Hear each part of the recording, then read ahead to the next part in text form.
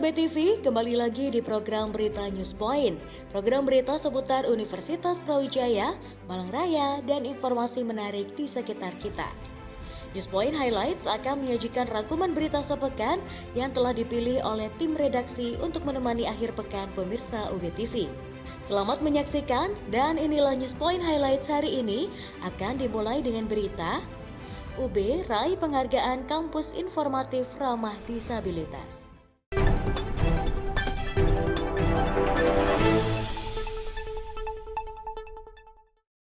Layanan informasi bagi mahasiswa di Universitas Brawijaya bersifat inklusi karena ramah terhadap disabilitas.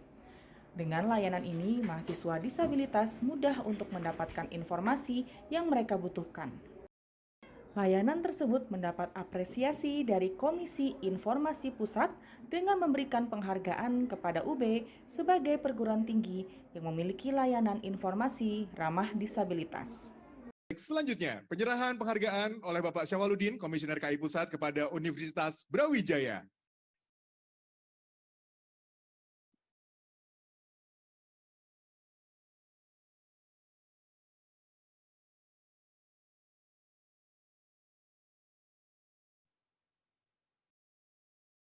Layanan informasi merupakan hak dasar yang dijamin oleh undang-undang sehingga pemberian layanan informasi juga harus dapat diakses dengan mudah oleh penyandang disabilitas. Saat ini, hal tersebut sudah terwujud di Universitas Brawijaya sehingga layanan informasi semakin inklusif. Universitas Brawijaya menggandeng berbagai pihak termasuk Kementerian Hukum dan HAM sebagai narasumber untuk membekali ribuan mahasiswa barunya. Materi bela negara merupakan salah satu materi wajib yang harus diberikan kepada mahasiswa baru sebagai bekal mereka menjadi calon pemimpin di masa yang akan datang.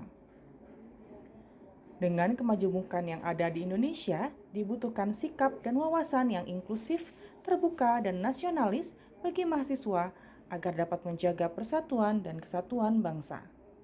Tema dari kegiatan sesi pembuka ini berkaitan dengan wawasan kebangsaan yang nanti akan disampaikan oleh Yang Terhormat Bapak Menteri Hukum dan Hak Asasi Manusia Republik Indonesia, yang nanti akan dilanjutkan dengan materi-materi wawasan kebangsaan yang lain berkaitan dengan kepemimpinan, pencegahan terorisme, pendidikan anti korupsi, pencegahan penggunaan narkotika dan obat-obat terlarang. Kegiatan ini merupakan mandatori dari undang-undang dan khususnya keputusan Menteri Pendidikan, Kebudayaan Ristek nomor 210/N dari 2023 tentang Indeks Kinerja Utama Perguruan Tinggi di KU2 tentang bela negara sebagai salah satu yang harus diberikan kepada seluruh mahasiswa, terutama mahasiswa baru, dengan bekerjasama dengan berbagai instansi dan kementerian terkait. Untuk mewujudkan hal tersebut, Universitas Brawijaya bersinergi dengan berbagai pihak seperti kementerian terkait, lembaga negara, dan lainnya sebagai narasumber yang akan memberikan materi bela negara.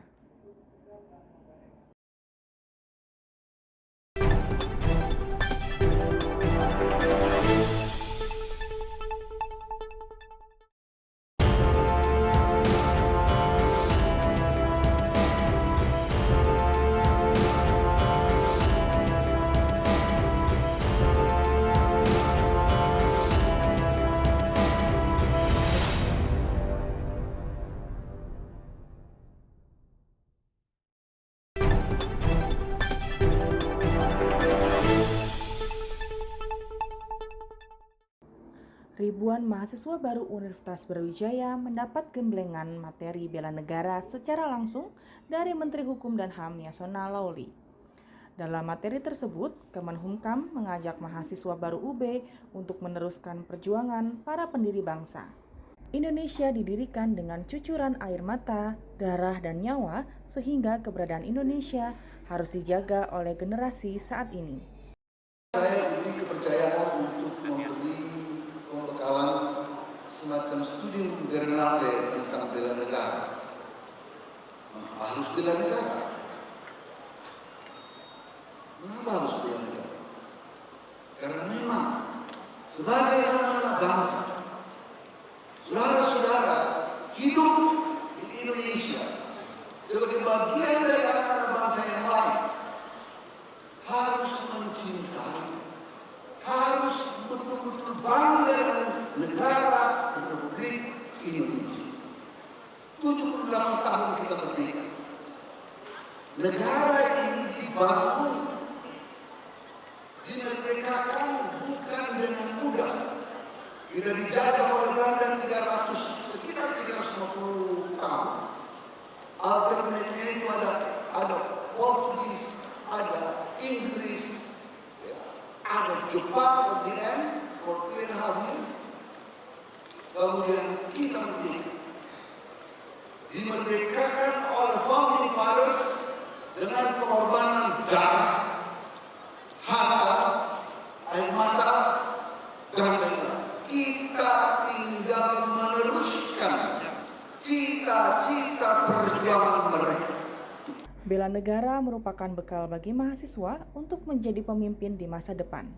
Untuk itu, mahasiswa baru diharapkan memiliki rasa cinta dan bela negara yang tinggi terhadap Indonesia agar mampu menjaga persatuan dan kesatuan bangsa Indonesia yang majemuk.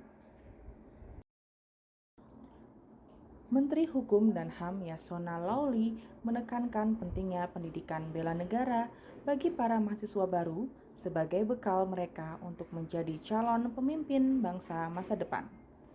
Menurut Yasona, Indonesia merupakan negara majemuk yang memiliki kebinekaan tinggi sehingga dibutuhkan wawasan bela negara untuk menjaga keutuhan NKRI. Kita disampaikan pada adik-adik mahasiswa mereka ini adalah calon-calon pemimpin bangsa ke depan.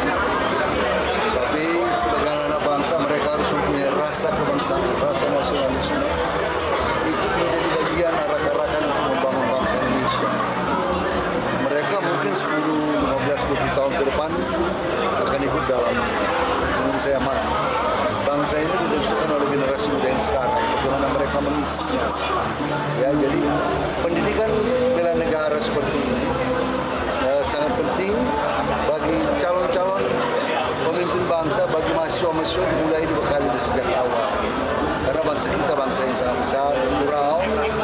Kadang-kadang kalau tidak pandai-pandai merawat kebangsaan dan persatuan, kita bisa setback. Nah, itu saya minta, tadi pesan saya kepada anak-anak, saya boleh katakan anak-anak, adik-adik, mahasiswa, untuk terus menjadi bagian yang merawat bangsa ini dan mewarisi api perjuangan founding fathers kita. Dengan pendidikan bela negara sejak dini, diharapkan mahasiswa mampu menjadi pemimpin yang dapat menjaga keragaman yang menjadi satu kekuatan untuk membangun kemajuan Indonesia. Menteri Hukum dan HAM Yasona Laoly memberikan materi bela negara kepada ribuan mahasiswa baru Universitas Brawijaya sebagai rangkaian materi pembinaan mahasiswa baru. Berbagai persoalan yang menjadi perhatian masyarakat dalam bidang transportasi, kesehatan pangan, dan lainnya dapat diselesaikan dengan pendekatan teknologi informasi. Pemerintah melalui Kementerian Pendidikan, Budaya, Riset, dan Teknologi mendorong mahasiswa mampu menghasilkan berbagai inovasi melalui ajang Gemastik. Peningkatan kualitas sumber daya manusia merupakan salah satu fokus dari Kabinет Ristek dalam Perpres Rencana Pembangunan Jangka Menengah Nasional 2020-2024 dan terkait penyiapan SDM unggul ini menjadi salah satu prioritas dengan salah satu fokusnya yaitu manajemen talenta nasional.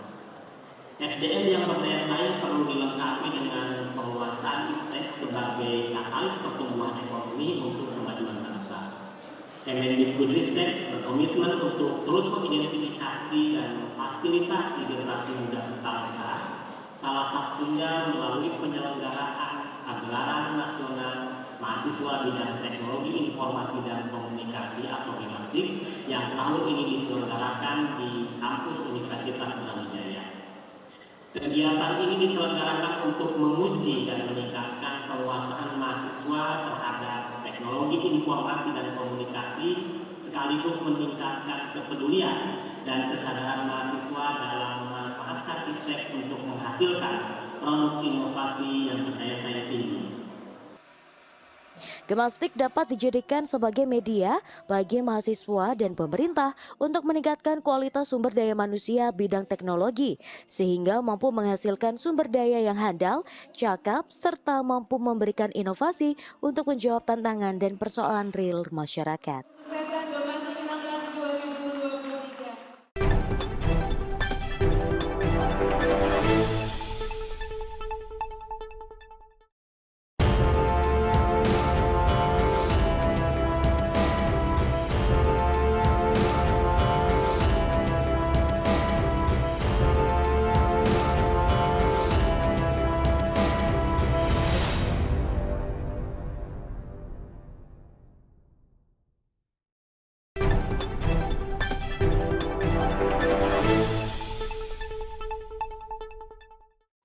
Jawa Timur memiliki potensi besar untuk mengembangkan jamu sebagai produk lokal berskala nasional hingga global.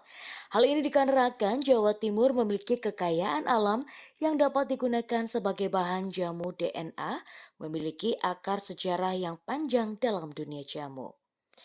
Ujung tombak dari pengembangan jamu saat ini berada di UMKM, namun skala produksinya sangat kecil. Dibutuhkan uluran tangan semua pihak untuk bersatu mengembangkan potensi jamu. Di Jawa Timur ini kan kita punya potensi besar untuk mengembangkan jamu, dan potensi itu justru ada di UMKM. Tetapi kan kita itu UMKM banyak kelemahannya. Harus kita tahu betul, dan betul-betul UMKM yang kecil sekali. Ya kan, di jamu gendong. Bahkan kemarin saya waktu ke Bogor dengan beliau, itu ada orang bawa gendongan, beliau melihat sendiri di stop di tengah jalan diminum. Ya. Terus kualitasnya gimana? Itu kan pertanyaan kita semua. Padahal kalau kita mau masuk betul-betul ini jadi hasil yang berkualitas, kan harus betul-betul dijamin. Itu satu. Terus yang kedua, jamu di Indonesia itu belum terlindungi dengan baik dalam kebijakan dan lain sebagainya, sehingga kami mengumpulkan yang kita istilahkan peta helik, artinya ada dari pengusaha, ada dari akademisi, terus ada juga dari pengusaha kecil, semuanya terlibat, dan government. Makanya nanti ex officio Bu Gubernur adalah penasihat kita. Cuman pada hari ini Bu Gubernur belum bisa datang. Ya itu yang penting, latar belakangnya seperti itu. Untuk itu Dewan Jamu Jawa Timur menggandeng semua pihak mulai dari pemerintah Provinsi Jawa Timur, perguruan tinggi, peneliti, pengusaha, hingga pelaku UMKM untuk bersinergi dalam mengembangkan jamu sebagai produk nasional yang berharga. Pengembangan jamu saat ini masih terkendala oleh berbagai peraturan yang menyulitkan bagi pelaku usaha jamu. Berbagai peraturan yang ada saat ini dirasakan belum berpihak terhadap pengembangan jamu. Namun peraturan tersebut muncul karena belum semua pemangku kepentingan memahami alur pikir atau mazhab dalam jamu. Perbedaan inilah yang menjadi salah satu kendala dalam mengembangkan jamu sebagai produk lokal Indonesia. Ya jelas, bukan hanya di WHO, nanti ada undang-undang kesehatan dan lain sebagainya yang harus kita berikan usulan-usulan tertentu untuk bagaimana membangun ini. Jangan salahkan BPOM, kami juga harus introspeksi sama-sama itu ya. Jadi, tapi karena aturan-aturan yang ada, ya itu memang menyulitkan kami yang ada di bawah. Itu sulit sekali, sehingga birokrasinya ya Pak ya. Bukan hanya birokrasi, aturan-aturan karena mindsetnya yang berbeda. Kalau boleh dikatakan bahwa jamu itu punya mazhab berpikir berbeda, bukan hanya bahan kimia, bukan hanya zat aktif, di situ ada doa, ada macam-macam. Seperti tadi saya demokan itu sebetulnya maksud saya gitu, biar leher itu bisa ditembus oleh besi bisa bengkok. Itu kan kalau pakai standar ilmiah biasa kan tidak bisa. Dan jamu mengalami hal sendiri itu yang penting. Melalui seminar yang diadakan di Universitas Brawijaya, diharapkan menjadi salah satu media komunikasi untuk mengenalkan pemikiran jamu dan potensi yang ada kepada semua pihak, terutama pembuat kebijakan, agar nantinya peraturan yang ada mendukung industri jamu. Jamu merupakan salah satu peradaban dari leluhur bangsa Indonesia yang sudah diakui keberadaannya. Hal ini dapat dilihat dari relief Candi Borobudur yang sudah memuat penjelasan mengenai jamu. Nilai luhur dalam jamu membuat jamu sebagai produk yang tidak hanya memiliki manfaat, namun juga memiliki nilai tinggi sebagai sebuah peradaban. Jamu itu tidak hanya sekedar suatu produk, karena jamu itu kan ya, asal katanya kan berarti dari jampi usudu gitu ya. Jadi itu landasannya filosofis yang sangat mendalam dan sudah berakar. Dan kalau kita lihat sebenarnya para leluhur kita sudah menempatkan di tempat yang terhormat. Kita lihat misalnya kalau kita datang di Candi Borobudur ya, kita lihat itu reliefnya sudah ada di situ. Artinya eksistensi itu sudah lama. Nah, Indonesia sendiri sebagai negara yang sangat kaya dengan berbagai diversitas biokultural, di mana dalam itu ada aspek antropologinya, ada aspek budayanya, aspek lingkungannya, termasuk di tiap daerah kabupaten kota, karena saya selama petugas yang sudah datang di semua wilayah Indonesia.